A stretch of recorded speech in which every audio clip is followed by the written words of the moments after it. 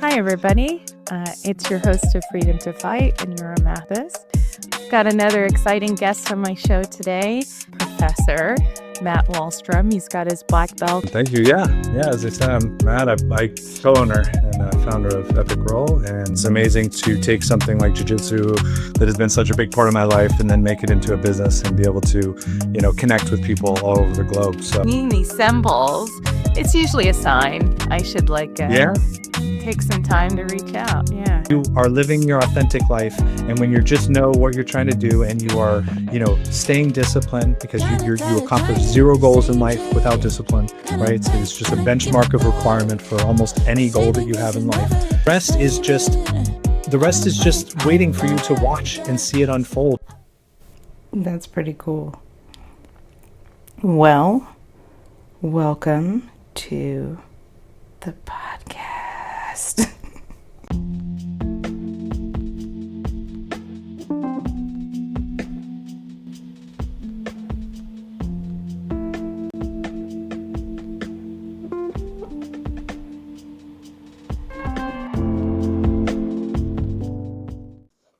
Hi, everybody. It's your host of Freedom to Fight, and you're a Mathis. Got another exciting guest on my show today. I just want to make a quick statement. It's been a while. I haven't released an episode in a while, but they're all coming.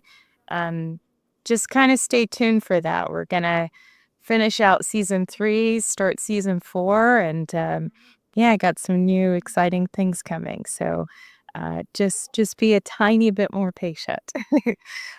My guest today is Professor Matt Wahlstrom. He's got his black belt under the Renzo Gracie Association. So Tom DeBlas gave you your black belt, which was recent. I saw that. Really dope. Started training all the way back in 2005 when I finished high school. Way back when. I have a music career that I would like to talk to you about, and some other Sure. interesting aspects. Taekwondo I saw as well. And you are the founder of Epic Roll BJJ, and now you're kind of sharing those responsibilities with your teammates. And I'd love to hear all of that. So I'll turn the mic over to you and let you introduce yourself.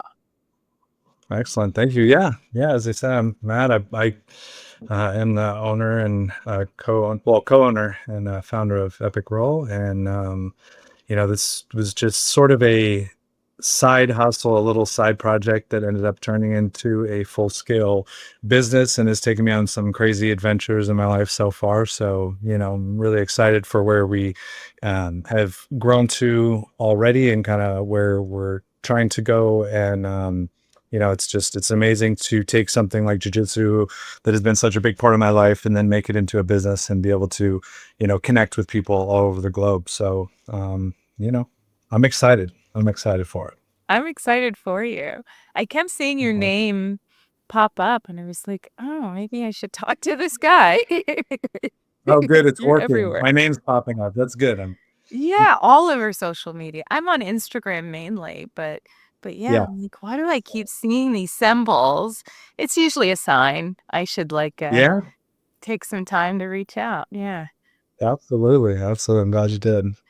Me too. I'm excited to kind of go over everything, but just kind of reading over your bio. So you shared some details about your childhood, kind of getting into music. I'm a huge music lover. A lot of people don't know this, that I sing every day, and I Love try it. to dance. Yeah, I've tried to do some music recording. Like I tried to record a song just like with my crappy equipment at home, and it just, it's a fun thing to explore, but I feel like it's like jujitsu. It's like another way to heal trauma, to improve your mental health. It's an expression. So I guess we should start there, where kind of it all started. Yeah, I mean, I got my first guitar when I think I was like 11 years old, and growing up, I just always gravitated towards artistic things. So I was like drawing in class instead of paying attention, and just always doodling, and I don't really know why that was my thing. Some kids are just born and they're really good at math, and some like to draw instead of pay attention in class, and that was me. And so my grandmother got me a guitar when I was like 11, and I just started playing around with it. Obviously, like I grew up without the internet. And a lot of other sort of conveniences, which makes it sound like I grew up in like 1920, but really I was I was in the 80s. Wasn't that long ago that we didn't have internet and all these conveniences around here. But in some ways, it kind of like forced me to sort of explore creativity a little bit more, and so I would just play in my room for hours a day, and over time, that I think I had connected with like some church group people when I first moved to Virginia from California, and they also played music. So somehow, guys who play drums and bass and guitar like all end up meeting each other like at high school, and early on, I had a couple friends, and we started a band, and from that band, I was probably like eighth, ninth grade, and pretty much played music in bands until about 2005 when I had my first son, when I got married. And at that point, I had to just sort of, we all kind of like were reaching points in our life where we were, whether getting into other careers or getting married or, any of that. And so we sort of disassembled, I guess. And now, I've never stopped playing music. I mean, I have like a lot of stuff. I still pick up the guitar and play as much as I possibly can, and paint and do all this stuff. But what I did get to do in music was at least fun for me, in a sense that I got to explore like maybe the upper echelon of like a well-known local band scene. Like we got to play live on the radio. We won Mm. a music festival called Emergenza, and so then we got to play live at the 930 Club in DC. And we were signed to a little label out of New York, so we went up to New York and lived in our tour bus, and just kind of played and recorded an album, and we got to like have fun with it enough that I think it's who knows what it would have been. We were kind of like right at the end and cusp, and like MySpace and certain things were coming out, and we always joked about it now that like, Yeah. damn it, why didn't we have like YouTube or like Instagram or whatever? And that would have been nice to be able to get your music out, because you just how you distributed things was just different Yeah. back then. So you didn't unfortunately have as much of a reach, and but what we did do was really good. It was a lot of fun. It created tons of amazing memories, and so for me that was fun. So that was always sort of a part of my life. And I did some martial arts as a kid. I did taekwondo, like probably every American kid did, for like a little bit of time, but it never resonated with me. It was just sort of one of these things that seemed cool, but that was it in my mind. Like that was the only martial art I guess you could possibly do, and so I just did it for a little while and then didn't. And once I got older, the Ultimate Fighter, came out. That TV show came out, and um, I I started like thinking about maybe it'd be fun to get back into martial arts. And as I'm doing research and kind of looking around, and because of the UFC and the Ultimate Fighter, jiu-jitsu became a thing that I found out about. And I didn't know anybody who trained, but it seemed interesting to me. And I think watching the Ultimate Fighter, I was like, oh, this is kind of cool. And so I'm kind of looking online, and I end up finding a school. And at the time, I was doing graphic design and web design and corporate branding, and this school had the best website out of the other very few schools in the area. And I was like, well, they must be the best one because their website is the best. And that was like the only judgment I had to go by. I had no frame of reference or context for anything else. So I went there, and I felt like I was immediately hooked. I didn't know what the hell was going on. It was actually like kind of brazen for me and a little bit out of character for me to kind of walk into something like that without having I went with somebody or a buddy doing it or whatever, but I sort of put myself out there. And I think, again, I go back to the UFC, because you can't be like in your early 20s and watching that show and not have this feeling of like, I want to be a badass too. Like I want to, like I want to know how to fight, like what is this? And so, yeah, I got hooked pretty quickly. And, I had my first jiu-jitsu tournament when, I was like a month in, and How I have been how old were you competing then? Sorry to so interrupt. I was, I think 24 or 25 when Wow, I started okay. jiu-jitsu. I'm 44 now. Okay. Um, And so yeah, I competed at every single belt level. I fought MMA. I had my first MMA fight the day after I got my blue belt, which I think I got after 2 years of being a white belt.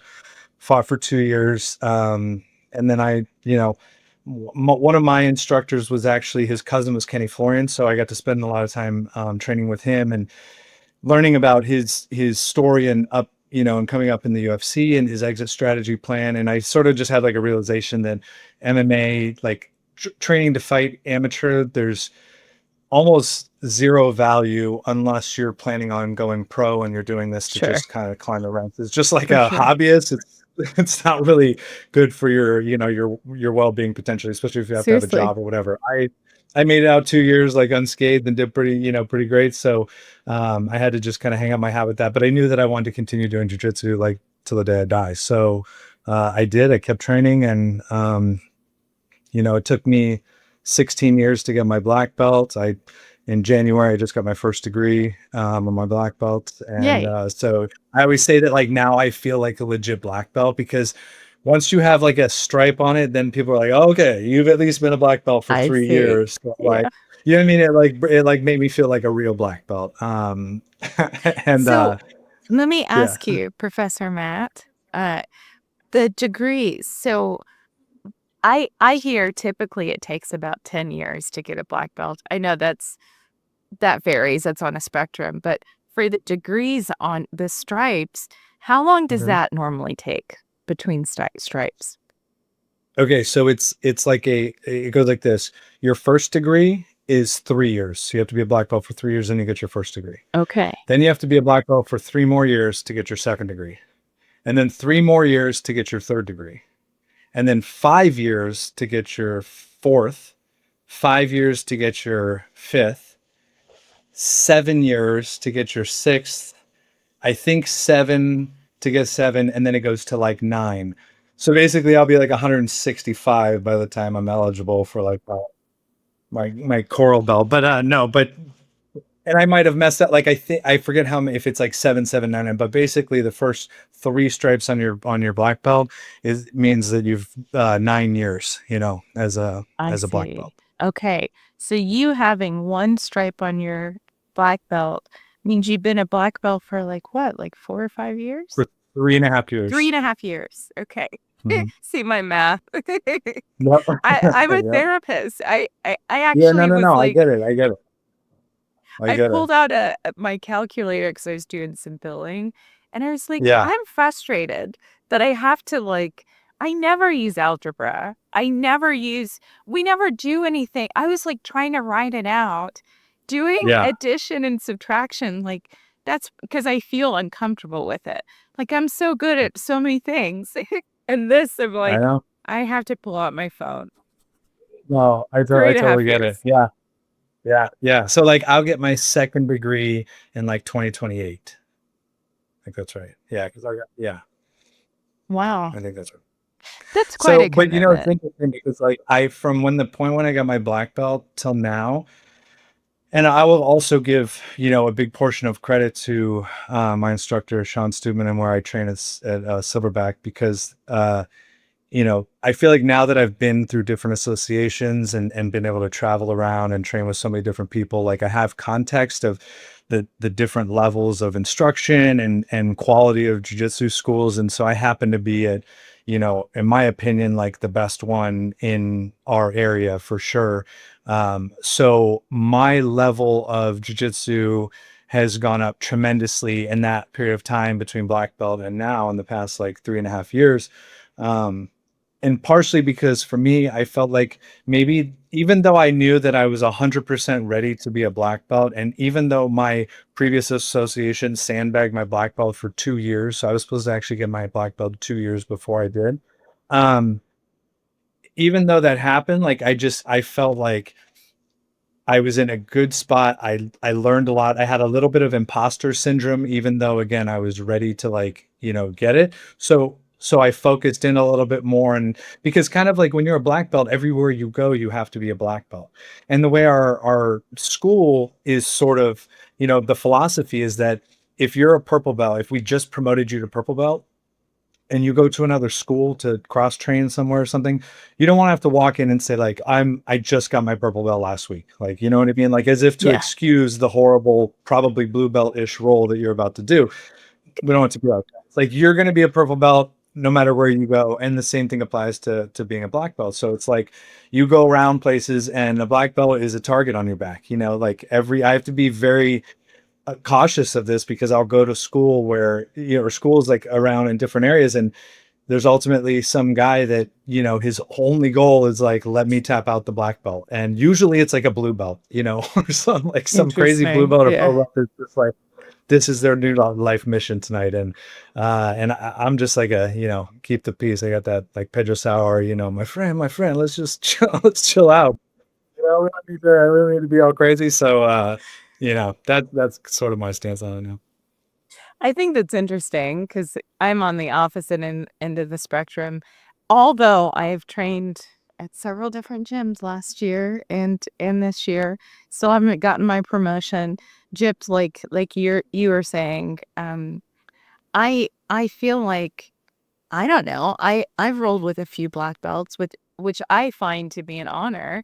I don't think you need to like try to kill someone in a roll in general, but I just Very feel like it's disrespectful because I can be an asshole when we roll, right? like, and I'm not. And I would say it's a professional courtesy that I'm not. And yet and you roll like that. Like I would never do that to, like it's crazy.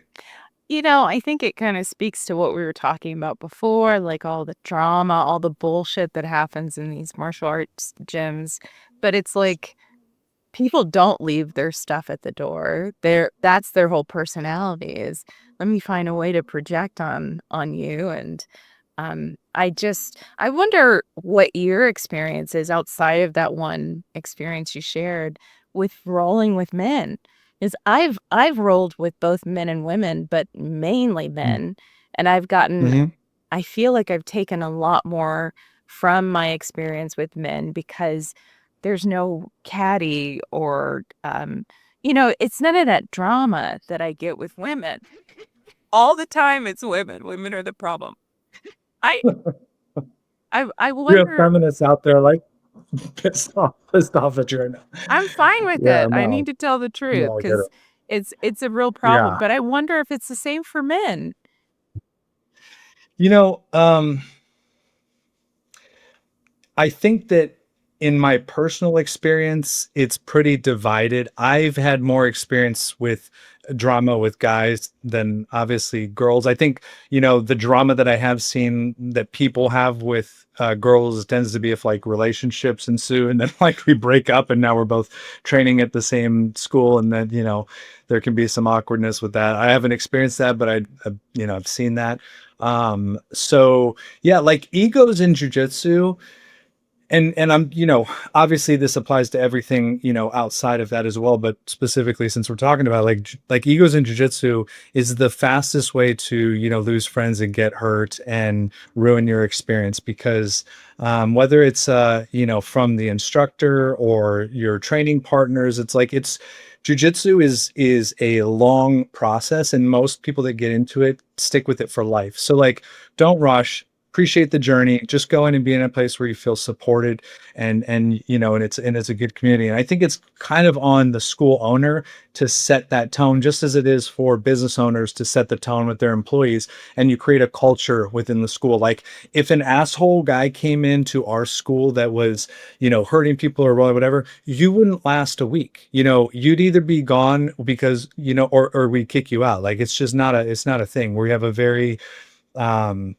peaceful sort of environment. And actually, specifically our school, on our open mats on Friday at noon and Saturday at noon, people from all over come to Mhm. our academy to roll because we're cool as shit. Number one, we don't like hurt people, and we have like we have a ton, like our academy, we have multiple black belts on the mats all the time that are actively rolling. And as jujitsu is growing and more popular, you still don't see that as often. It's more uncommon. And that's a lot of the reason is because black belts end up getting hurt, throughout their career, and they're old and broken like me. But we have a school where we have a lot of higher belts, a lot of black belts, and that's a value add for people who are training at our school. Because when I was coming up, we had like one purple belt, one brown belt, a black belt. Like we have like 15 or 16 brown belts alone, at our academy. So I think I try to tell people or give as much information as possible to people that come in as first time guests or people that I bring, and give them enough context so like they can go in and have a good first experience and have like an idea of what they're looking for, and what to look for, and just checking certain vibes so that hopefully they can find a school where they feel supported, and really let jujitsu improve your life, like it so easily can for so many people. So many people. So, but that really does stem with finding the right place and feeling supported. And, I had to go through the ringer and have had 2 associations I've left because of, issues with that. So it happens. Well, it's, I guess, I mean, terrible that it happens, but I also feel a little seen, that it's not just, I'm a black woman. I don't know of how many black women are training in jiu-jitsu and wanting to learn Muay Thai and wrestling. Like, I don't get to relate to people often, especially living in Colorado. There's rarely any, but I think I'm the only black woman in my neighborhood now. You're representing for the whole zip code. For real. And that's happened in every city I've lived in. It's like, oh, I'm the only one. And they don't really make it, they make it a problem. Like people that are from Colorado, they're like, we're gonna stare at you. It's like, if there is something on your face and you're having a conversation with someone, you would hope that they're not just staring at that one thing on your face. Like, be a friend, help a brother out. Seriously. Yeah. But it's my skin color. And they're like, everything I know about black people is you're about to rob me or something. I'm a therapist. Chill out.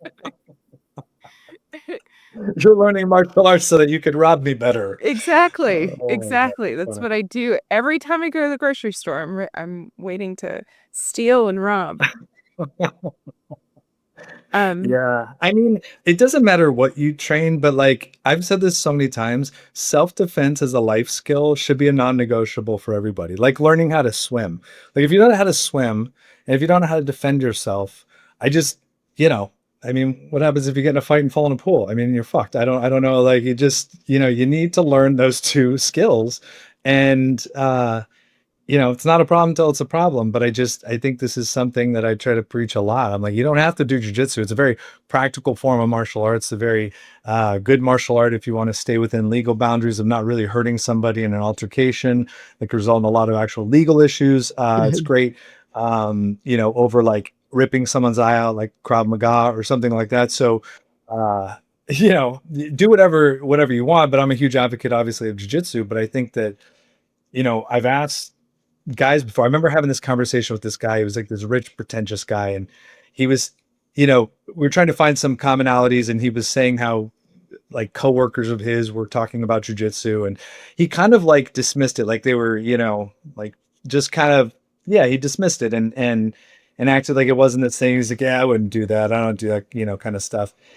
And I was like, what the thing is, buddy, is that you can be rich and you can have all this money, but understand that, if I wanted to just kill you, I could, and there's just nothing you can do about it. And so really, I'm the alpha in the room. And at the end of the day, it doesn't matter how much money you have. It's like, can you defend yourself? Because if not, like on a very like just, primitive sort of a way, like that's it. I win, you lose. So I didn't say that to actually pose a threat. I just said it to propose the question that like, you can't hide behind your money. And I'm not saying that everybody has to be some trained assassin and be some, master in jujitsu, but having a few, basic self-defense skills, basic self-awareness, things to keep in mind.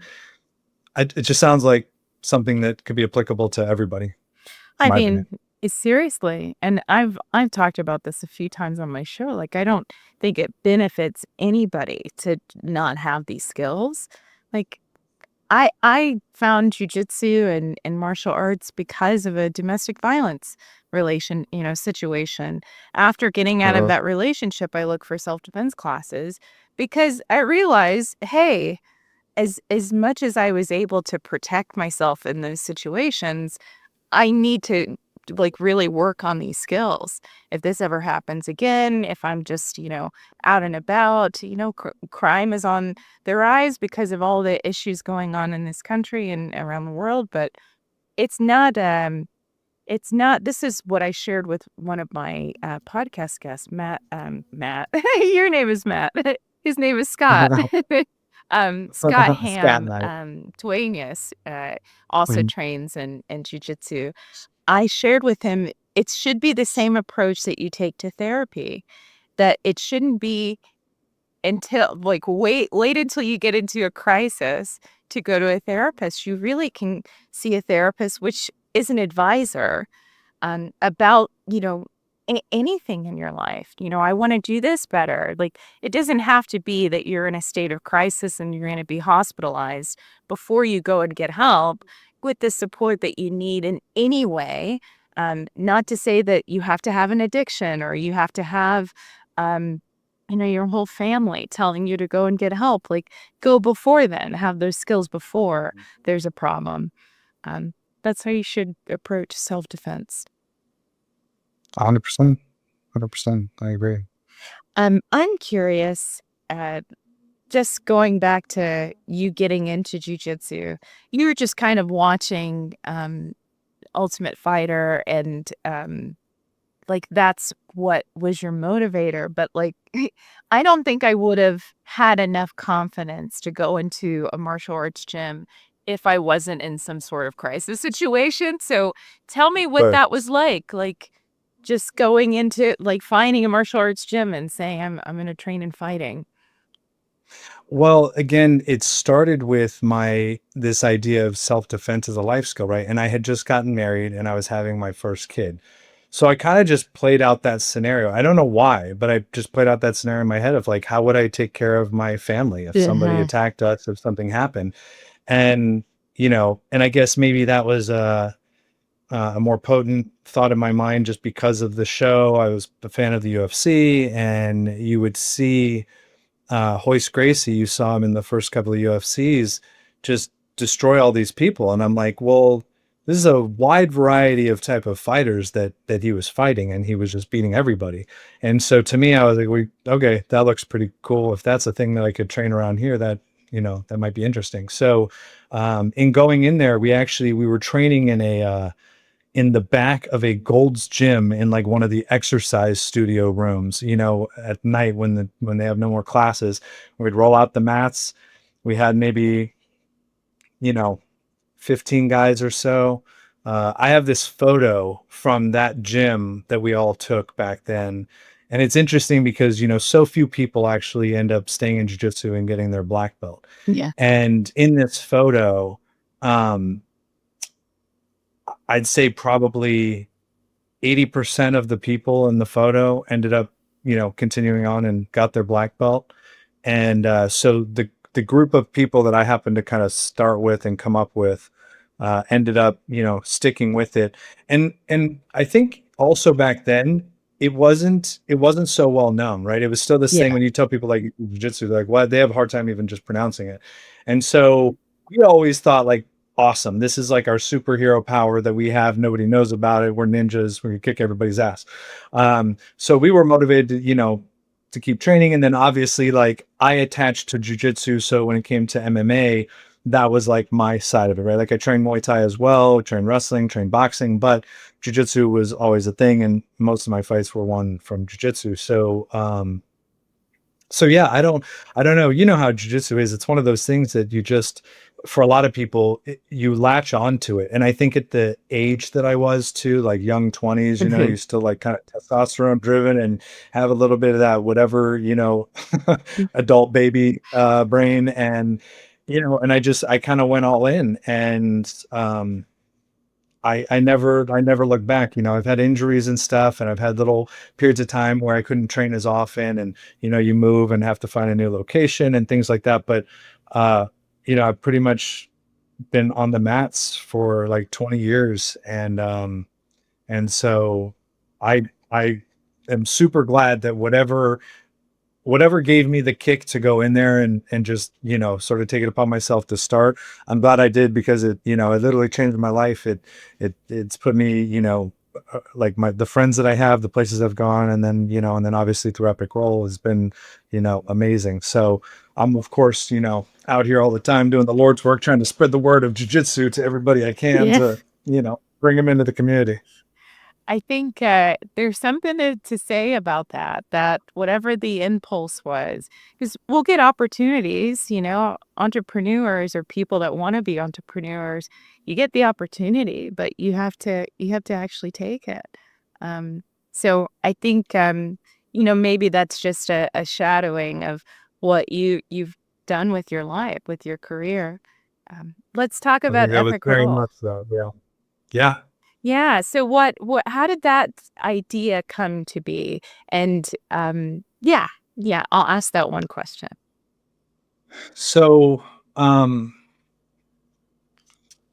I've always known that if you know, if you read a lot of books, the people that are successful, a lot of entrepreneurial books, there's this theme that millionaires have, you know, 5 to 7 streams of income, right? You don't put all your eggs in one basket.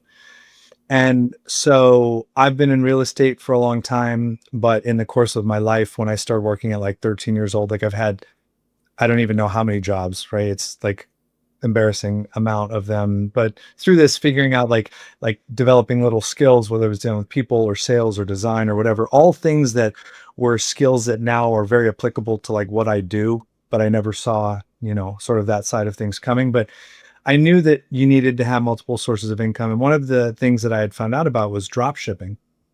Hmm. So I started doing some research and I was like, well, this is interesting, right? Because you can have this brand and you can have these products that you don't have to hold inventory on. And if people buy it, then you get a commission. And if they don't, then cool, you don't have to pay to hold inventory. And I did some research about drop shipping, and there's different, you know, there's a lot of obviously different directions that you can go when it comes to drop shipping. Uh, and in terms of like what type of products. And I did a lot of research and I had a what I felt like was a pretty strong case of why women's sports clothing, you know, like a Lululemon type of a thing, was like a brilliant idea of where to invest my time into creating a drop shipping store. So I created this like women's clothing brand logo, you know, set it up. And again, basically for people that don't know, you're able to take products from vendors, you know, import them through these vendors into like a backend website like Shopify. And what the customers see is a fully branded website, right, with a Shopify backend that's hooked to vendors that when a customer orders one of the items, wherever the customer is, it will send that order to the closest fulfillment center near that customer. They will get that one specific item, print that design, package it, ship it, send it. They take their portion and then they send you yours. So there's a trade off in terms of profit, but it also allows you to put collections of items out there that if nobody buys, it's not costing you anything. Sure. So if you are designing another t-shirt or a hoodie or whatever, and it doesn't sell great, we don't have 5 boxes full of stuff just sitting at your house, right? And I did this and launched it, and it was just crickets. It was like nothing was happening. I Okay. wasn't getting any traction with it. And I was really frustrated because, you know, being a designer and being an artist my whole life, I put effort and time into all of this and the design and all of that. Um, and one of the things that I sort of reflected on after I wasn't getting any traction was this one YouTube video where a guy was talking about drop shipping, and he was specifically saying how it's sort of important that you are passionate about whatever it is that you're doing. And that didn't really make sense to me because I would see people that were like, I'm selling coat hangers on Amazon and I'm making $30,000 a month. Or I'm selling this little BS widget on Amazon, I'm making all this money. And I'm like, well, how much could you really care about that little bench, that bamboo bench in your shower? Like I didn't understand that. But I was like, okay, you know what? Whatever. That's fine. And so as I was in this like transitional period of thinking like, how can I pivot with this? I'm doing jiu-jitsu. I remember rolling with a buddy of mine, and after we were done rolling, I kind of like, fist bump, and I was like, that was an epic roll, dude. It just came off the tip of my tongue, and I was like, oh, this is interesting, and I'm like the type of guy that has like 1,000 notes in my phone, right? And I come up with ideas, whether it's for marketing or, stuff that I'm putting in my book or any of this that, I make a lot of notes. So I wrote that down. I went home, I started, playing around with it, and I thought, I have all the t-shirts of the jiu-jitsu companies that are out at this time, which Choke Republic, and there was a bunch that were like very corny. So they would, it was like Starbucks logo, but it's jiu-jitsu, or Yeah. Coca-Cola, but it's jiu-jitsu, and like, or it's like very in your face fight gear kind of stuff. And I was like, there's no like jiu-jitsu clothing out there that's like a lifestyle brand that has sort of just a cool vibe that isn't so in your face or whatever. So like maybe I could fill that, that void. And then in thinking about jiu-jitsu and how long it takes, the other thing that I saw was that there was very few like ranked jiu-jitsu gear clothing, like at that time. Hmm. So, I'm like, you're a purple belt for a while, you're a blue belt for a while. Wouldn't it be cool to have some different collections of items that are blue belt, designed, that are purple belt designed, that have elements that are just specific for that? Number one, that sounded like a pretty intelligent business model, right? Because it keeps people coming back and ordering Sure, different yeah. stuff. But it also is cool because then you can kind of rep your belt as you're, in that if you kind of wanted to. So through a through like a goal of trying to just create a cool jiu-jitsu t-shirt like that I would wear, I made a few designs, I made a few things, I put it out there and showed a couple people that I was training with, and they're like, oh, that's pretty cool, can I get a shirt? And so I'd start making shirts, printing shirts, doing a couple things, and it was still very like low key. And as I was doing this, I'm learning more, right? Because I don't know what I'm doing. I don't know how to start a jiu-jitsu brand. I don't even know that I'm really starting a brand. I'm just sort of in this like weird flux of going, well, okay, this is cool. I like this. They like this. Let me just keep seeing what happens. And, little baby steps, learning more, developing the site a little bit more, adding in more products. And, all the while it's not costing me more. So I can have some mugs, and I can have some hats, and I can have some hoodies, and these different products. So then I'm like, well, it's a kind of a cohesive like collection. That's kind of cool. And so I can take this sort of ranked gear and I can apply it to the t-shirts and the hoodies and the hats and really sort of expand the collection. And as I did that, people started asking me, well, do you make rash guards? Do you make shorts? Mm. And I was like, well, I guess maybe I should. Yeah. And I got connected with a guy overseas, and who I've been working with this entire time. And so we had a really good working relationship. I spent a long time developing the fit and feel of all of our gear. So it wasn't just like regurgitated Frankenstein piece of like other brands, or taking some other brand that already exists. Like everything was our own templates, and even with the gis and all of that. So I wanted, obviously, because jiu-jitsu was such a big part of my life, I wanted to make sure that I was comfortable. So it was like sort of a selfish thing in the beginning. I was just really doing this for myself. And I'd make the rash guard. I'm like, okay, great. I like this. I'm a jiu-jitsu guy. And I just sort of was like, I assume everybody else will like this too. I'm just like going off of that notion, because I wasn't going to make stuff that I wasn't going to wear, because in the Right. beginning I was just making stuff for myself.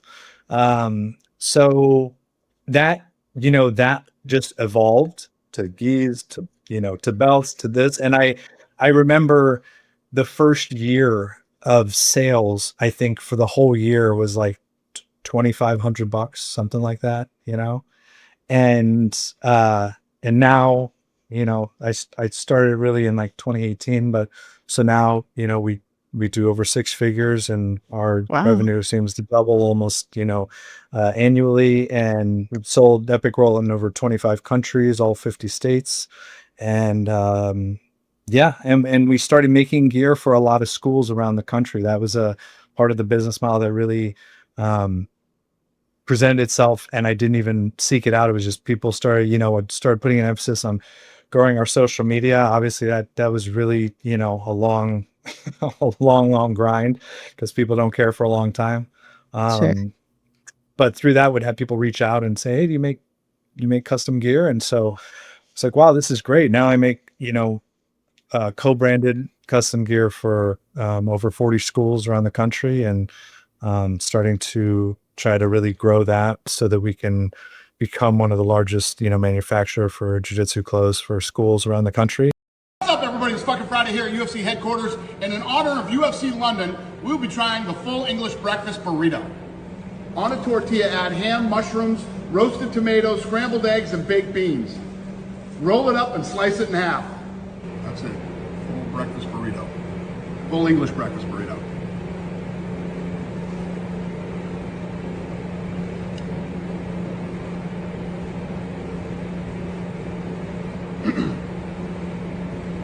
It's very good. Very, very good. Legit. Oh yeah. The full English breakfast burrito. Very good. Don't forget, UFC London this weekend. Aspinall versus Tibera.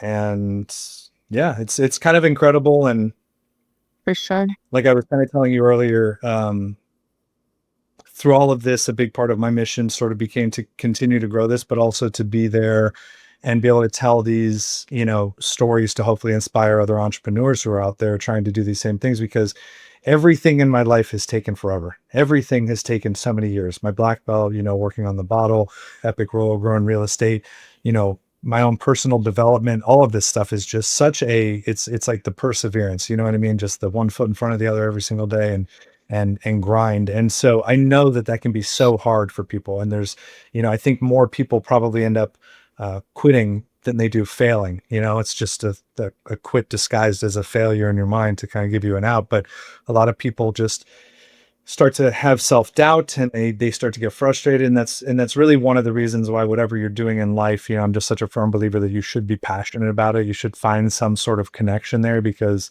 as human beings, we have a finite amount of time on earth, and we spend such a tremendous time of that finite time working.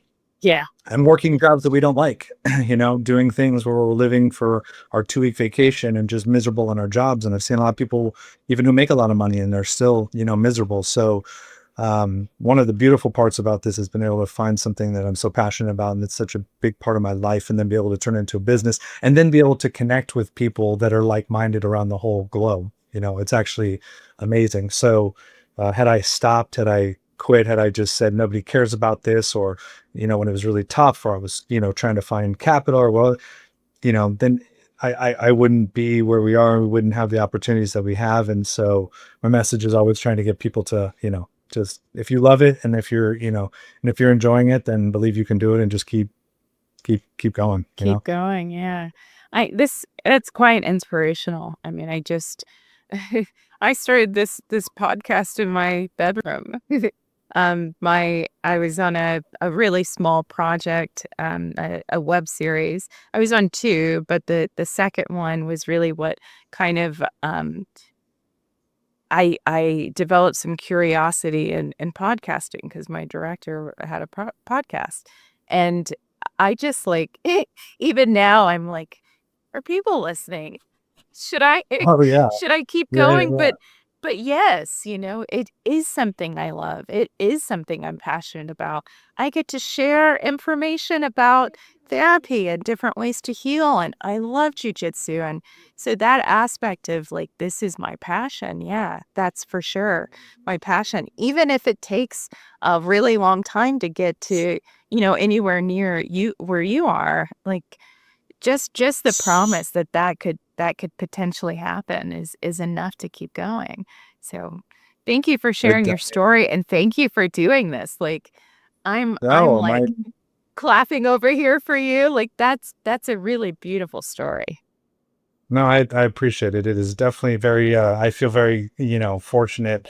And you said, you said this earlier where you said that some people will, have ideas and they just won't act on them. They won't take them. It's like very much how I feel with these things. Like Epic Roll, this brand, the bottle, these are, ideas that I feel like the universe gave to me. You know what I mean? I decided to act on them.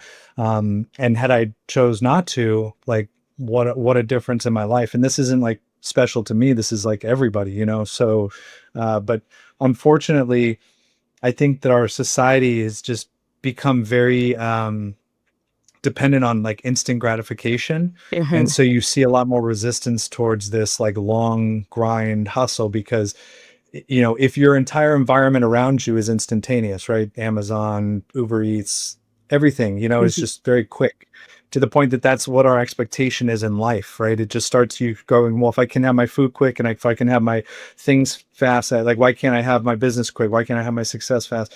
And it just doesn't work like that. And I really, the more and more that I read people's stories, I was like, this is really almost only and exclusively about just perseverance, just continuing on, not like getting through the failures, like people recognizing that, if you remove your ego, like you have to remove your ego from jiu-jitsu, right? To sort of, humble yourself to it so you can actually learn. And the same thing in business. Like if you're afraid to fail, if you're afraid to, that one thing alone prevents so many people from even getting started and not understanding that the failures are what guide you to success, right? It's like a kid touches a hot stove and that's hot, so I'm not going to do that again. Great, now I go this way. Now I touch this. Oh, that's not right. And as I make these mistakes in life, it takes me and navigates me ultimately to where I'm trying to go. And that's just the path. That's the way that it goes. That's how the entrepreneurs create these things. Like I had no frame of reference. What book was I going to read about starting a jiu-jitsu brand? My knowledge, there wasn't one that existed. So I'm like combining this idea of drop shipping with jiu-jitsu, which is hyper niche, industry in and of itself. And, even though they say like, riches are in the niches and that can, totally be true. But in this situation, it was a lot of just figuring it out and a lot of doing stuff that nobody cared about for a really long time. A lot of late nights, like it's unfortunate when people only see the end results and they don't see the grind. And I think that's one of the more important things about podcasts and being able to get out messages is like telling people like, no, don't get it twisted. Like this is a very difficult road. This is not a road that's for everybody. And you have to be okay with failure. You have to be okay with time and universal timing, because for me, I can look back retrospectively and and you can always do that, right? Once you're here, it's always easy to look back and go, I see now why things needed to happen in this order, because I needed to meet this person who introduced me to that person who put me in this situation. It's impossible to do that moving forward. So you as an entrepreneur or somebody trying to create a business, you have to take just steps blindly forward, just hoping that every day I learn a little bit more, I do a little bit more, I just keep progressing, right? And that path will show itself, because as frustrating as it was for me for so many years to have things taking forever, this bottle took me 20 years, like 20 years of my life to make a bottle. It doesn't even make sense. But I will tell you this, the people that I know, the partners that I have, the opportunities that are in front of us didn't exist 3 years ago. They didn't exist 2 years ago. Yeah. You know what I mean? Like, so that's my complete trust in God, the universe, whatever you want to call it, just in taking sort of charge, that when you are energetically focused, when you have a goal that's clearly defined, when you're passionate about it, when you believe in yourself, and when you get up and take these actionable steps every day, you will be successful. Like it might not be on your timeline, but you will be successful. And if you can buy into that and really believe in that, there's almost nothing you can accomplish. But I think that it's harder and harder to get people into that place. And it's something that only you can do for yourself. You know what I mean? It's hard for somebody else to motivate you to believe like that, because most people think you're crazy. Things that annoy every grappler. When someone asks, hey, isn't jiu-jitsu like karate? My 9-year-old daughter does karate. She's actually a black belt. No, it actually isn't like karate at all. And I will kick your 9-year-old daughter's ass. When someone asks you to roll and they're like, hey, could we just roll light today? We just keep it, chill. And then immediately goes into world championship mode. When you're rolling with someone and they're talking the whole time during your roll, I hate you, The person who literally smells like a basket of garbage all the time. Do you not own a washer and dryer? Why do you smell like old bacon? Stop smelling bad.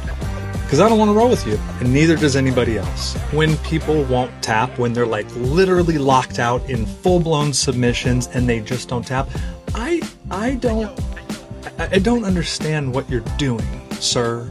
I don't understand it, because it's just practice. We're just at the academy, casually rolling, and here you are fighting for your dear life. This is how you get hurt in jiu-jitsu. It comes from your ego.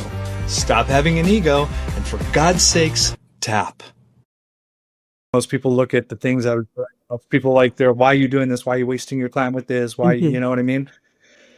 But everybody's goal of like a successful life is different, but I have such a deep rooted appreciation for life and recognizing like how little time you actually have here, that it's like, let's go. Let's see what we can accomplish. Like, let's see what amazing things we can do. Why not? Like, I want nothing about an average life. I want nothing about just average this or average that. Like, the world's very abundant, and it's not because I'm materialistic. It's that, I think if everybody was honest with themselves, like, would you not want the better version of whatever it is that exists? Would you not want to, travel nicer, have access to nicer food or clothing or whatever it is? Again, not materialistic, but it's the level of enjoyment. It's like me sort of in this pursuit to chase freedom of doing what I want every single day without any agenda to anybody else, not being in a position where I'm told I need to go here, do this, do that,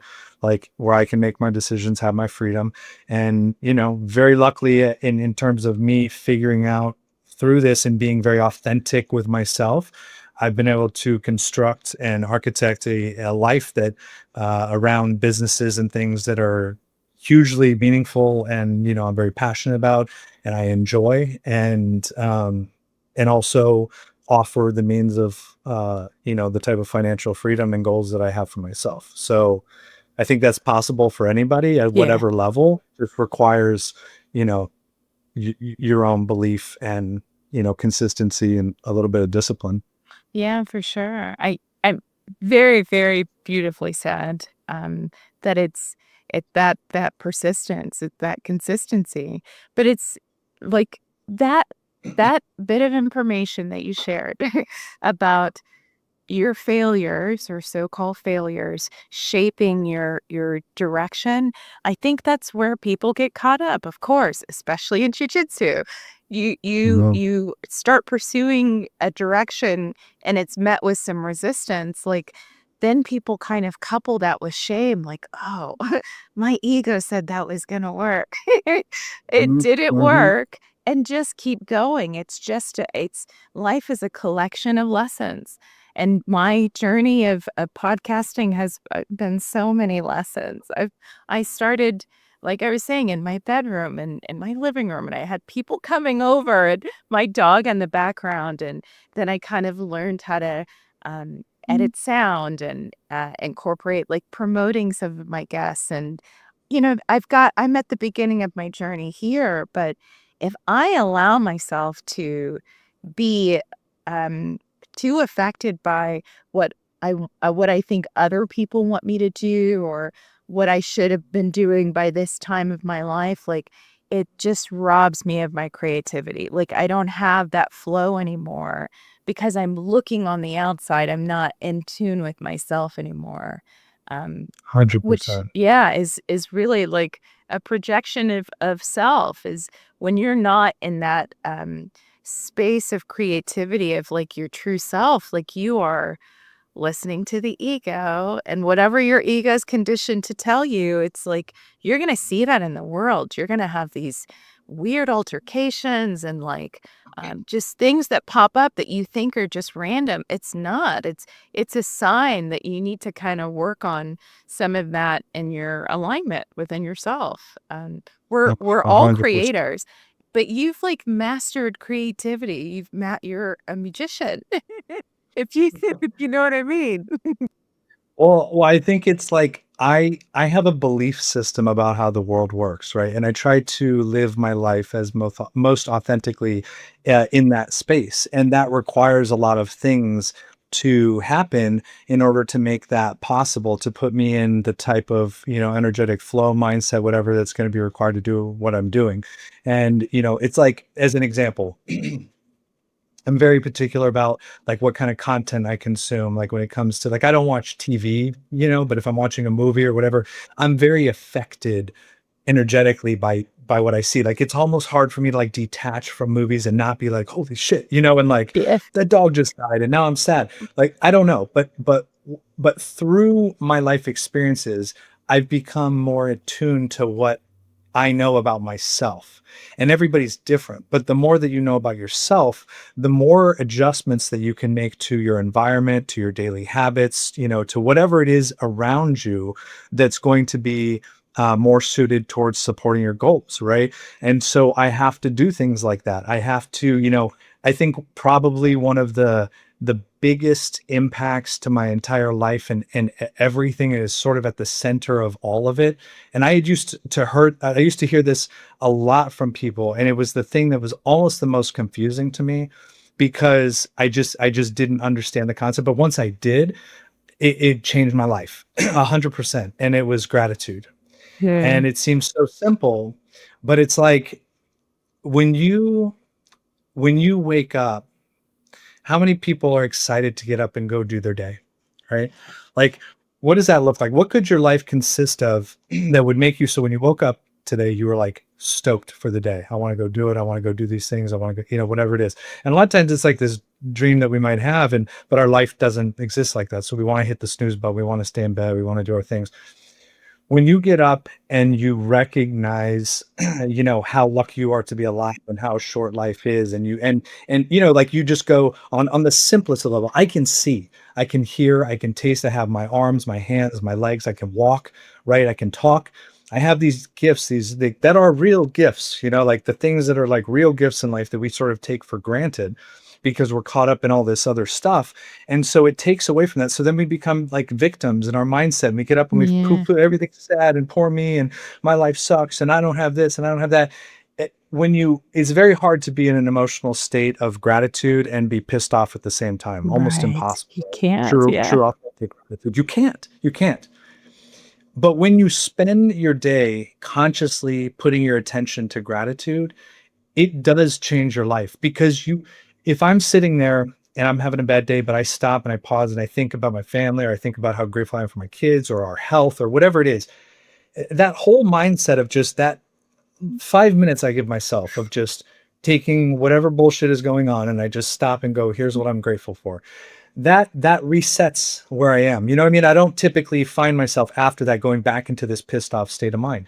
So similar to neurological patterns that people have to make, right? When they emotionally eat, or you have these emotions and situations that happen in your life, you respond by doing this, and now you have this neurological connection. You have to break that, right? You have to do things that block that and then create new neurological connections so that your response to these situations can over time get better and better, and you get better at having better emotional intelligence, handling your emotions. So all of this for me is like this pursuit of constant human development, trying to be better because I know that I can be better and I want to be the best version of myself for my kids, for my family, for my businesses, for the opportunities that I have in life. And it definitely, it's a constant work in progress. It's like I have shitty days all the time. I've had more stressful situations and been in a fetal position, going, I don't know what I'm going to do, like more times than I can imagine. But as you go through those situations and you wake up the next day, it's like my quote, other than the end of the world, nothing's the end of the world. Like once you kind of recognize that and you start walking, with that mindset, it does keep things in perspective, and that helps you sort of not over emotionalize situations that don't need that, that level of attention or Sure. that level of negativity. And if you took a hard look at your environment, you might not recognize that through the content you're consuming, the food you're eating, the patterns that you have in your life, of how many potentially negative situations you're dumping on yourself, which Yeah. as a whole, day to day, is it going to make it really hard for you to evolve into this point where you can really stay in a flow state, stay in a level of gratitude, which obviously, is going to open you up to potential more possibilities. It's going to open you, like, you could walk into a room and see somebody that's like got a terrible energy and like, oh my God, I don't want to talk to that person. And on the contrary, you could walk in and you meet somebody and just like, holy shit, this person's amazing. Like, what great energy, what amazing thing. Like, that is a thing, Yeah. that's a real thing. We are all energy. So I think about this stuff all the time, and I'm just more aware of what those are. And I can look now back retrospectively on my life, and I can see the things that I've manifested. I can see the things that were just these little visions. It's like a really important thing to do for people, because you might not recognize how much you've actually transformed, because you are yourself. You're living as yourself every day, and Great. you don't see those changes. But if you look back 5 years, I'll go back and I'll look at my journal, or I'll look at my vision boards, or I'll look at these things, and I'm like, wow, I take this off. There's a new one. I did it. Like, I didn't even realize I was doing it, and I did it. Yeah. So when you start to recognize these things, and you start to live in a world where you realize that you really have a lot more control over your reality, and a lot more Really. control of destiny than you think you do, you take yourself out of the victim mindset, and you're no longer letting life happen to you, right? You're letting life happen through you. You are creating these experiences, and you recognize that even in your tough times, even in the faults or the failures, that these are all just stepping stones, because your fundamental values still exist, right? Your your Yeah, your for sure. understanding of how the world works, and the mindset that you need to be a champion, to be successful. I didn't create these things. I learned these things from other people that were wildly successful. I just decided to buy in, and not, question it, and start to go, I don't know. I just trusted the process. And when you do that, you take away the resistance, right? It's like most people, that law of detachment, like, a lot of people are so, the people that think they're manifesting this thought that they want what they don't have, right? You're Yeah. creating a bigger barrier between yourself and Of your lack. goals, Yeah. of lack, because that Mhm. is I wish I had. You need to live in the state of I am that person, that vision, whoever it is I want to be. I am that person. So when I walk, when I talk, everything about me exudes the person that I know I already am. You're not changing it. You're just being it now. And when people can do that, that's when that law of detachment, that's when that resistance goes away. And when, the universe opens up these incredible opportunities and synchronicities, and situations that you Right. couldn't have possibly orchestrated. Like, I've got so many of those situations that it blows my mind. And so I don't need to convince myself anymore, but I did have to really settle into that thought early on. And a lot of it was, like reading, laws of attraction, and a lot of Napoleon Hill, and a lot of that, just that mindset. And so that was sort of what navigated me to do this. And as Yeah. things continued to move forward, I was like, cool, this is the way. I've been at the beginning of I've started over a lot of times. I've moved a lot of times. I've had a lot of these obstacles in my life. I'll even share I had obstacles throughout my professional career in therapy and psychology. Just a lot of people don't realize how much corruption is in our field because they're just not seeing that aspect of it. They just realize they can't afford therapy or they can't, get the Where clinician that they want or there's a whole mess going on this end of things, and I've been affected, but I've kept with it. I've been consistent. If this door is closed, I'm gonna open another one, or I'm gonna try that door, or but there's been times that I just want to give up because if you don't have if you haven't cultivated that mindset enough for it to be effective for you, and you don't have a support system, it's really easy to give up. It's really easy to be in that victim mindset. And people don't realize, like, you're talking about energy. I'm so excited because I don't get to talk about this a lot, but it's um, we're all energy. We're all energetic. We're magnets. We're creators. We'll attract whatever and create whatever reality we're thinking about constantly. So when someone's suffering from anxiety or depression, you're attracting more of that, which is really, really, really challenging to get out of those states of mind, because you if you're experiencing depression, you don't have the motivation to pursue the things that you're passionate about. You lose that passion to some degree. You lose the feeling that you can do it, that you can get out of bed, that you can keep a schedule, that you can do those things. And the Mm. only way to kind of get out of those things is to do those things, is to take those actions. So it really is getting control of your mind and realize that, yeah, you do have a lot of control over your reality. It's going to take some time. It's going to take some perseverance, like, and journaling is one of the best ways to do that, so that you can Mhm. have those points of reflection. But a lot of people just go from maybe they don't have a sense of direction at all, so they don't ever get started, or they have some false sense of direction and they're pursuing things in a way that's not really beneficial to themselves or to others. And they're like wrapped up in that whole realm of things. Like, this is what I need to work every single day. That's what I was doing. I need to, and during my day, I need to accomplish all of these 10 things, or the formula is not going to be right and it's not going to happen. Like, well, then, yeah, because you just said so. You're the creator. So you made that rule, and that rule is going to play out over and over.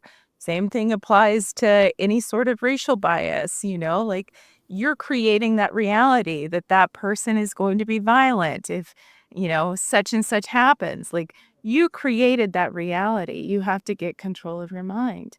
Um, I've You got do. so many other things to say, but I'm just Yeah, gonna yeah. shift a little bit, because Do we're talking about states of mind, and I brought up anxiety and depression, and I always ask my guests if they've ever pursued therapy, if they've ever been ever had that experience. So that's what I'll ask you next is, Matt, have you ever been to therapy before? Yes. Yeah, I have. I have done marital counseling, and then my sister does a lot with social work. She does a lot with counseling, and so I have spent some time talking to her as well. And I think that therapy can be, like anything else, it can be really beneficial with the right person. Like I've had a few therapists that I didn't connect with, that Yeah. didn't give a level of interest. But it's kind of like anything else. Like, there's bad doctors out there, there's bad teachers out there, there it exists. So like anything else, you may have to find the right person. But I think the key in that, at least from my experience, was finding somebody that you can connect with, that you can open up with, but that also is going to be the person that isn't just going to tell you what you want to hear. Because I think sometimes people will end up in therapy just expecting, like, someone to pat your back and tell you, like, it's going to be okay, and you're so justified in all your feelings and all your this and that. And that might not be the case. And so if I think at that level, if you're the type of person that understands that you're not always right and that you could always be better, then from those situations you can probably get some perspective on life and the situation that you otherwise might not have, because if it's coming from your family or if it's coming from a friend, I mean, there's just a lot of situations. If it's coming from a stranger, like, why would I even listen to you? I don't know you. So there's like a lot of reasons why advice from people might not be the best advice or the right advice that you need. Like, I have some friends that I know will call me on bullshit. Like, if I do something wrong or if I screw up, whatever, they'll call me on it. Like, it's interesting because it's just like, if you take a look at your friend group, like, ask yourself, who would really be honest with me? Like, who would really tell me and isn't afraid to, like, be honest with me as a friend, versus the type of person, like, I'm friends with people. I'm that guy sometimes with some friends too, where I'm like, I'm not going to go, I'm not going to be that. I don't, maybe I don't care enough. I don't know. But if you have some friends, or if you have some support system of people that will objectively listen to you and provide you with, some objective advice, if it's just perspective, it can be great. But the best advice in the world, it doesn't matter if it's falling on deaf ears, right? If you're the type of person that just, the world is the problem and I'm the victim, then it doesn't matter if you have the best therapist in the whole world, you're not going to get anywhere.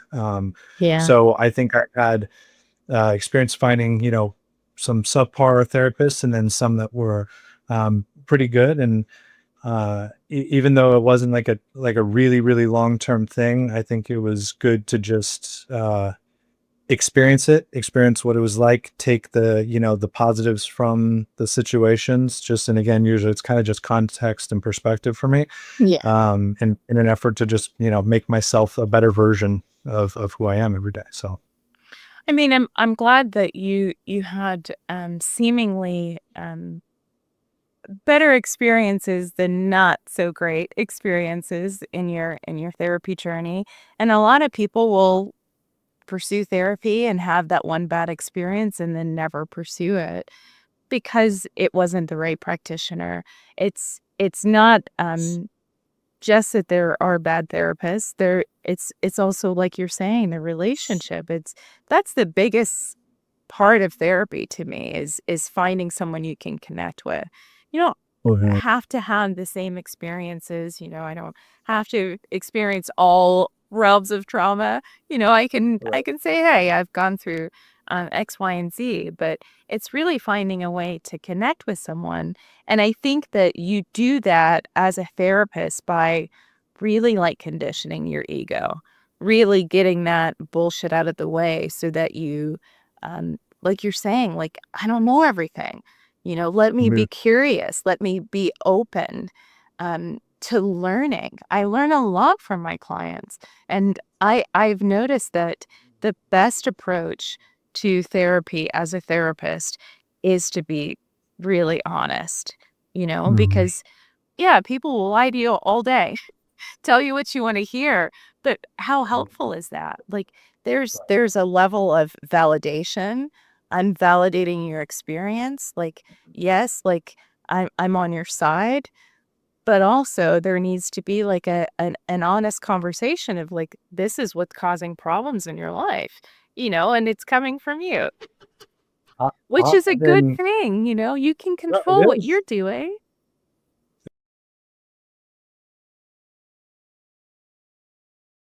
It is. It's like in sales, like we had the same thing. Like, if somebody gives you an objection, you always acknowledge the objection before you just move into your rebuttal, right? Like, if you said, like, "Oh, it's too expensive," I'd be like, "Oh, I totally understand it's too expensive." Like, a lot of people have that same, conclusion.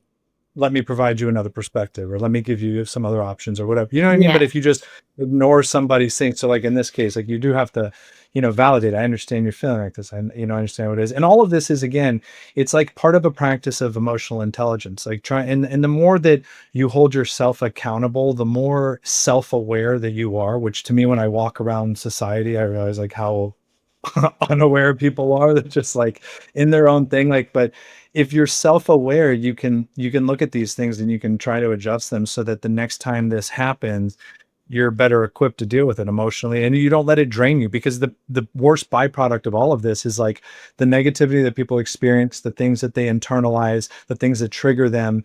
It's like you're the victim in that, more than just you think you are, because now you have it in your mind, but now energetically, like that's what's going on physiologically in your body. How long are you gonna let that sit and simmer before you let it go and are able to just move on, with your day or do whatever you need to do, reshift your energy and your focus. And I think that, there's a lot of things out there now that just make people feel like you should just get a pat on the back. And, where this, like, we kind of become sort of this soft society where some people, like, I don't know, when I was growing up in the 80s, there were no safe spaces. It was like, yeah, you just kind of went out on the schoolyard and you fought and you got past it, you got your ass, you're fine, you just move on, you do whatever. Times have changed clearly. But in general, I think that there's a lot of people kind of just going through life and don't really recognize like how powerful they are, because not everybody wants everything. Not everybody has big audacious goals. Like some people just, they want to be a teacher, and like, what an honorable thing that you want to commit your career to. Like, that's amazing. Like finding your calling. I think it just goes back to like living your most authentic self, right? Whatever that is. But to not do that and to live your life for other people, to do things that are contrary to your, inner beliefs and like, your sort of spiritual purpose in life, if you've come to that conclusion, that's a sad thing to just give away to other people. You said earlier, like some people don't start because they're afraid, it's like, analysis paralysis, right? Yeah. They just don't even start. They're just, and then there are people who just, they start, but they let one failure or a few failures deter them. They start letting outside influence, ruin their confidence. And then they just, they end up quitting. And it's like, man, everybody went through this. Like everybody failed a bunch. Everybody did this, but that doesn't mean you have to like give up on that, who you really are as a person, like who you actually want to be. And what's interesting is that like a lot of people I've talked to, if you ask them, what would you do? Like if you could do anything, if you could design a perfect life, like what would that look like to you? And I've had friends that they can't articulate really anything about what that looks like. And I'm always like, well, think about like if you were trying to get somewhere and you just had no map and you had no idea. And also you didn't even know where you wanted to go. You're just driving around like with no purpose, no direction, nothing. Like you can engineer your life however you want, but you have to get very clear on your goals. So if you can get very focused on your goals, like I could tell you word for word from when I open my eyes to when I go to sleep, exactly what my dream life is, exactly where I want to be, exactly what I want to experience, and all the sounds, the smells, everything about it. Like I'm so in tune with that. And I have a very clear vision of like where I'm taking my life. And I think that's super important for people to try to at least, it's probably going to change and things are going to evolve and, over time as you go through different seasons of life, but to still have like that on the forefront and know what that looks like is going to be really helpful when you're trying to navigate like what you want to do with your life, where you want to go. Like if I want to wake up on a yacht every day, okay, well, what are the jobs that pay the money that allow me to wake up on a yacht every day? And then of those jobs, what skills do I have that are applicable to that job? Yeah. Okay, cool. Well, I don't have any. So I got to find the skills that are applicable to that job that'll let me do this. Well, now I've got a little bit of a plan, right? Now I can see a path. Now I can follow something. And whatever that looks like for everybody, it's just, I speak, I think, more to entrepreneurs and have like a lot more of a connection with people that are in that space. So a lot of what I think I say or my opinions are probably more applicable to that.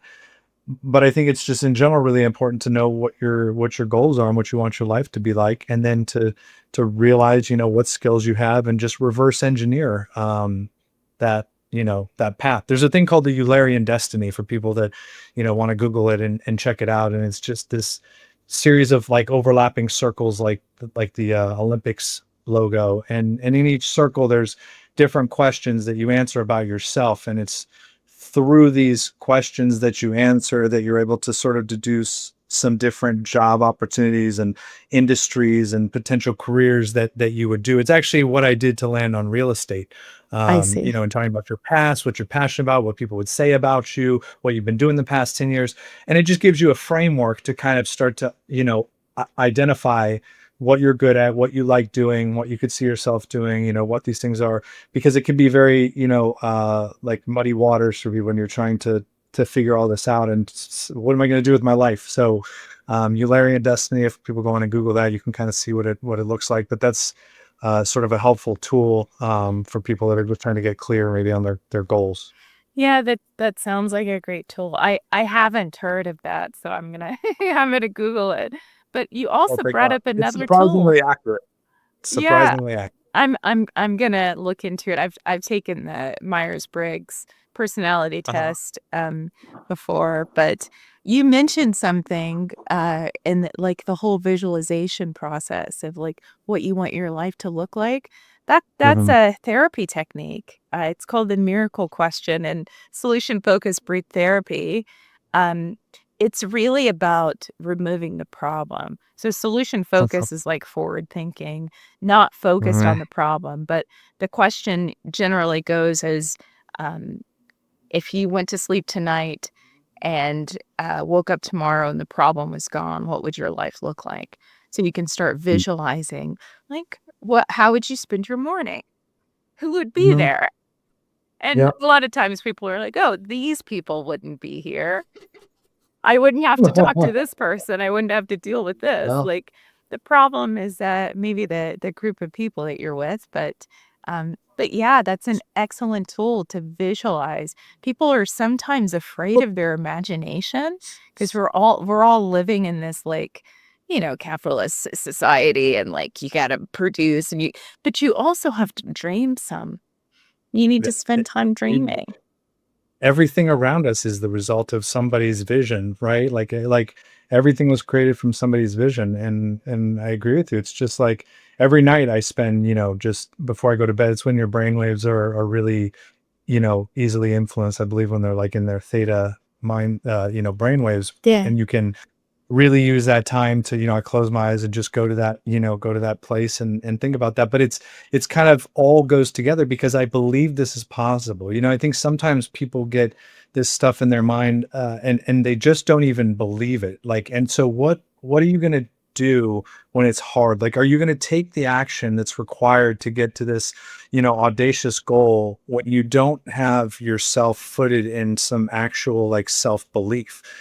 You're not. You're gonna find excuses to validate, these confirmation bias, these societal limitations that you've applied to yourself and derail you from, your goals. And so these daily practices for me are like an insurance plan. It's like to help aid in me continuing to stay in that vibration and that energetic flow and in that mindset to keep doing what I'm having to do because most people wouldn't survive a week, having to deal with the shit that I deal with. So it's to me, these are requirements of the job. These are things that you just, you have to do. And I've had a lot of times where I've tried to rely on like other people and I've gotten annoyed because, oh, these people aren't validating me or these people aren't helping me or these people don't believe me. It's like, at the end of the day, it's got to be on you, right? It's just you. Yeah. There's a great book called by Mark Manson called The Subtle Art of Not Giving a Fuck. Yeah. Anybody who hasn't read the book, phenomenal. Read it like twice a year. It makes me not give a shit about anything. Like really not in a nihilist way, but just like in a, why do I care? It makes me think of that photo that I see on social media where it's like the James Webb Telescope took a picture of Earth from like 1 million miles away. It's this tiny dot and it's like, you're here worrying about your taxes. Yeah.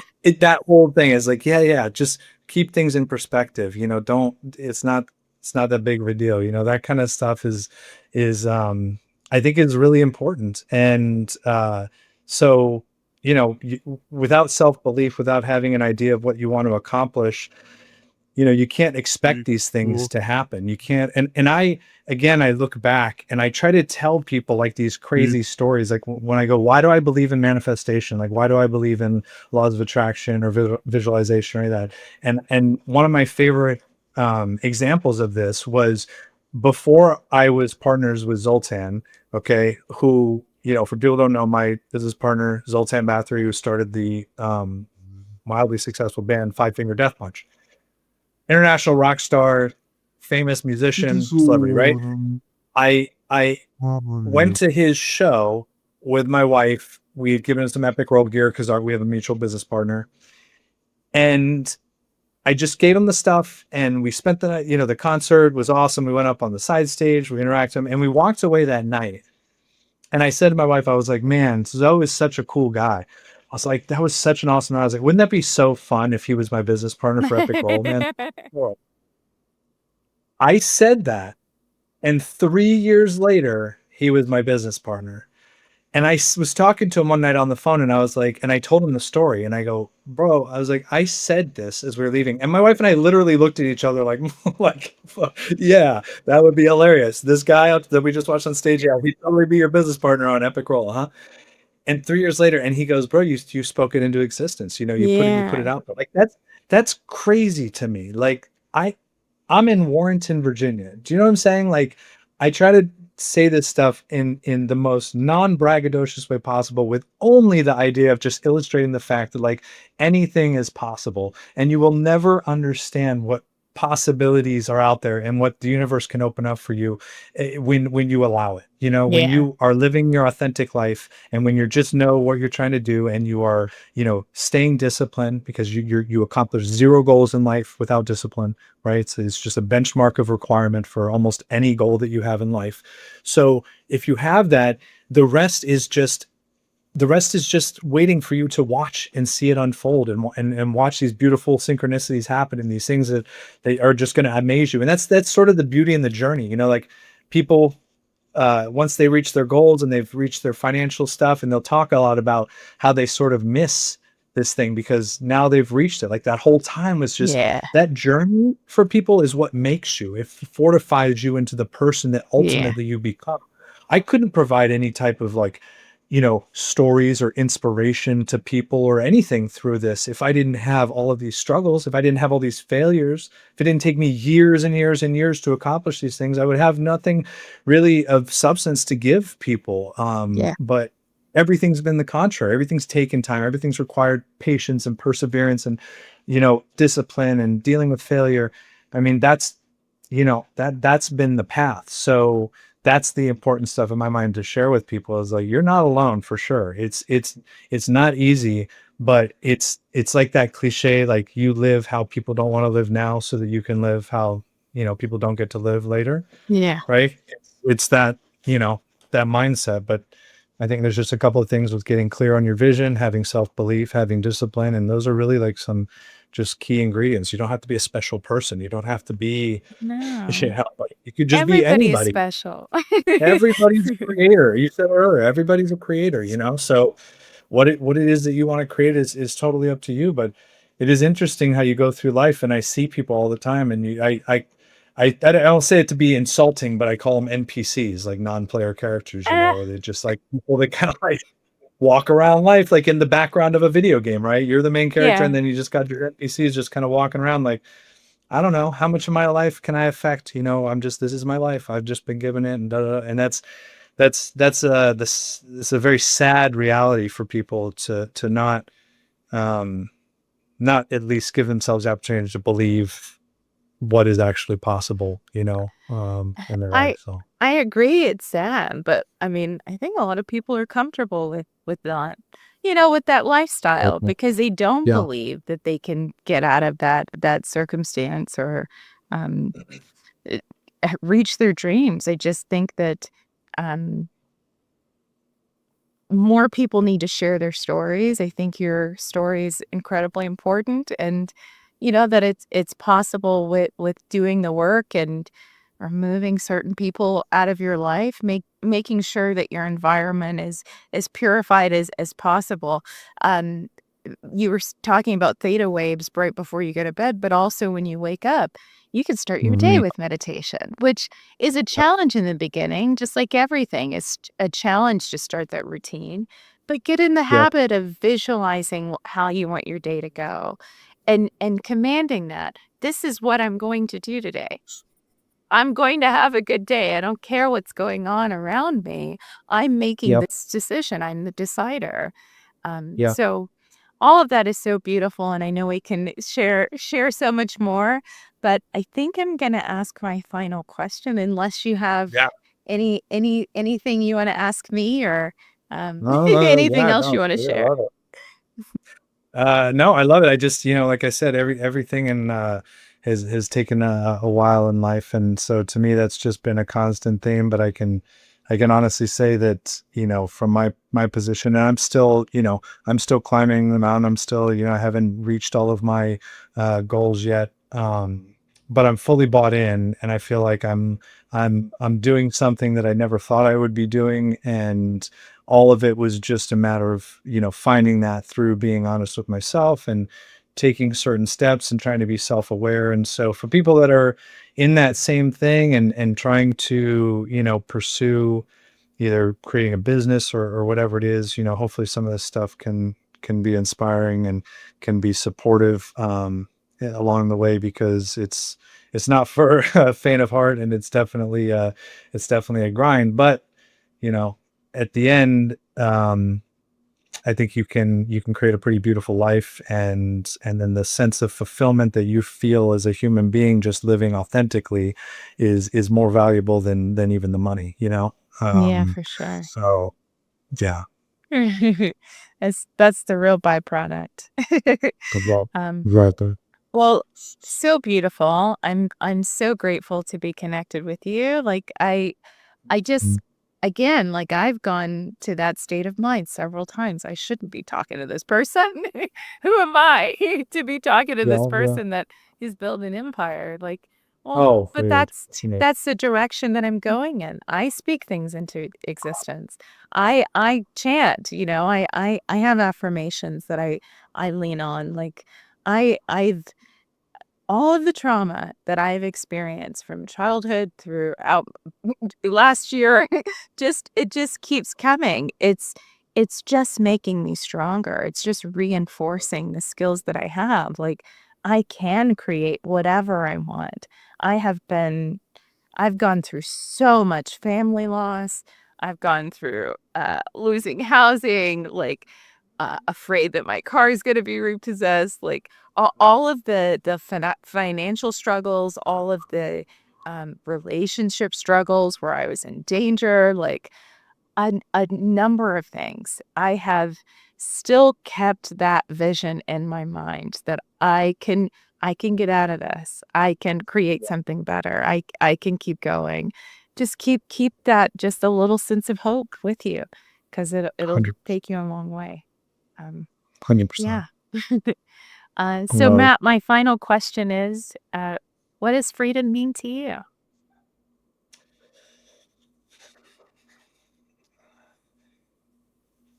I think for me personally, the thing that comes to mind is just that ability to continue to live my life without limitations. So, um, I'm fortunate already in a position to be able to travel and go to these amazing places, and with incredible people and have these experiences. What I realize is that really for me is sort of the goal, like to help inspire others, because I just don't think there's any greater thing you can do in life than affect other people around you positively. If you can make an impact, if whatever you're doing in your life affords you the opportunity or, podium to be able to speak and inspire other people, greatest thing in the world. You know what I mean? Because it's transcending above you.